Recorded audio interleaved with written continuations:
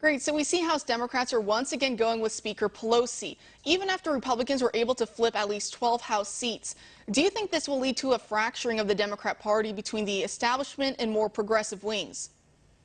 Yeah, we're already seeing that because you have the kind of moderate, try to middle-seeking group. They're saying, look, you went so far to the left. You talked about defunding the police. You talked about Green New Deals. You talked about post-birth abortion. You talked about Marxism and socialism. Yeah, so we lost. And on the other hand, you've got Tlaib, AOC, Ilhan Omar, and the Squad, and people who think like they do in the conference that are saying, wait, we just didn't go far enough to the left. We need to go further to the left and embrace these left-wing ideals. So yeah, I think you've got a real dissension going on, and that's why Speaker Pelosi, if you listen to her at all over the last couple of days, it's all, we need to unify, we need to unify. But I don't know that she can bring that disparate group back together. Yeah, that's definitely going to be hard. And now, when we look at even the Republican Party, there is somewhat of a political realignment taking place there as well, too. A lot of that was led by President Donald Trump, over these past 4 or so years. So looking ahead into the future, when we look at this new Republican Party of sorts, what would you like to see? Well, whether President Trump wins this thing, which I hope he does, I will tell you, his imprint on the Republican Party is long-lasting. So what we need to continue to see is one thing he did so excellently was he expanded the base. We've become the party of the working class. Those people who never thought we cared about them, they understand that when we lower taxes, we reduce regulation and give them opportunities, they can get out and make more money, they can feel freer, they can accomplish what they want to do. That is one of the big imprints that President Trump has done. The other big imprint that I think is so important, he's been pro-life, unabashedly pro-life.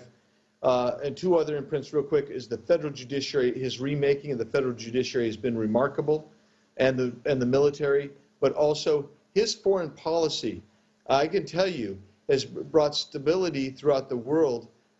This is like the first president in forever that I can think of in a long, long time that hasn't gone to war anywhere. In fact, he's tried to bring our military home. He's stabilized the Mideast in some ways that many didn't even think was possible. He's entered into negotiations to try to normalize North Korea and make it a more responsible state, make China a more rational state, to minimize Iran's role in the Middle East. And, these are remarkable things that this president did, sailing into winds of media that hated him, the left that hated him, some in our own party threw speed sticks down to prevent him from doing these things. It's remarkable, actually. It truly is, after so many years of him being slammed by the media and by Democrats and even by some wishy-washy Republicans as an Islamophobe, his administration and the president himself have become great friends with the Arab world, in fact. And, going back to what you were saying earlier, I believe it's 40 years. President Trump is the first president in about 40 years that who hasn't gotten us into a new war or into a new conflict. So great things happening there, and we see the president is looking to pull some troops out now out of Iraq and Afghanistan. What are your thoughts about that? I think that's the right move. He campaigned on that in Iraq and Afghanistan, that sooner or later they're going to have to find a way to govern themselves anyway. We don't provide massive amounts of stability there. What we can do is, that doesn't mean we're leaving the region altogether. It doesn't mean we're not going to watch to protect America's security interest. What it means is we're not going to put our soldiers and sailors and our men and women in harm's way to try to nation build into a Western-style democracy that will never come to pass in Iraq and Afghanistan. I think it's a great idea. I think I support it, and it's remarkable. And I think you're going to see actually stability first emerge within those nations. You'll have some instability, but then stability will emerge from that, and we can see some normalization of relations, provided that the next foreign policy, if it comes from Joe Biden, doesn't undermine all of that. Looking ahead then to these next 4 years, it's still such a toss-up. We don't know which way it's going to go. If it were to be Biden, what would be some of your concerns? Would he, kiss at the feet of Iran like he did back in the Obama years, destabilize Libya, allow China to grow and surpass us perhaps economically? What would be some of your concerns there? Well, everything you just said, Kara, and more on the foreign policy. it's remarkable how bad his foreign policy is. But he will make us energy dependent again. He will sign back into the Paris Climate Accord. He will try to turn us into the Green New Deal, which will basically kill off millions of jobs and make us dependent on foreign energy. And we'll get the rolling back blackouts that you see in California today because of energy dependency. You will see higher taxes, which will also reduce our economic growth, which will kill jobs. You will see more regulations.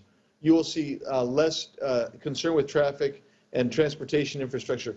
You'll see an emasculation of the military. You actually have some members of the Democrats who are saying, let's completely defund the military. Don't stop with the police. That's how radical they've become, and those are the things that I think are going to be a big problem. And I'll just tell you one last thing is they're going to have an open borders policy that is going to bring in drug trafficking, human trafficking is going to be back up, and sex trafficking is going to be back up. Things that most people don't even realize how strong the president's presence on the U.S. border with Mexico, how he brought order to that region and slowed some of those things down. They will skyrocket under a Biden presidency. And I'm so glad that you brought up energy in relation to national security. I think that sometimes we treat those like they're different things. Like energy is environmentalism and it has nothing to do with national security. When you look around the world, President Trump has been able to be one of the only world leaders who actually puts his money where his mouth is when he stands up to, for example, Vladimir Putin in Russia. You'll see Germany, for example, they'll talk a good game about helping Ukraine and fighting off Russian aggression, but they don't really do much about it when it comes down to it. In fact, that's what President Trump was talking about in his 2019 infamous phone call with the Ukrainian president, that Angela Merkel, she talks a good game, doesn't really do much to help Ukraine in their fight against Russia. And of course, the big reason there is because Germany, they have big pipelines they're trying to get in through from Russia. And if they tick off Putin too much, he could just turn off the levers right there and there goes your energy. So it's very, very important for us to be energy independent because, like you were saying, it is a national security issue. And before I let you go, this election, it isn't over yet. In your own state of Arizona, you've called for a 100% audit of the vote. Could you speak to that a little bit? Yeah, so a perfect example of this is in Michigan, where they did an audit and did a hand count. They found 6,000 votes that had been changed. Some people say that story's been debunked. What was debunked was that it was a software glitch. It wasn't necessarily a software glitch. What it was, however, was that you needed to find those votes, and you found them by doing an audit, which was a hand count. That's what needs to happen in all these places that are battleground states, to, if nothing else, to bring clarity and confidence in the election. And we're not seeing that, and I wish we would. And I know there's a hearing that was going on today in Arizona, and I don't know the outcome of that yet, but there's so much going on in all these states that an audit just seems rational to me, and I think it's very important, and I wish we were doing it. Congressman Andy Biggs, I always appreciate you coming on. Thank you so much for joining us tonight. Thanks, Kara. Good to be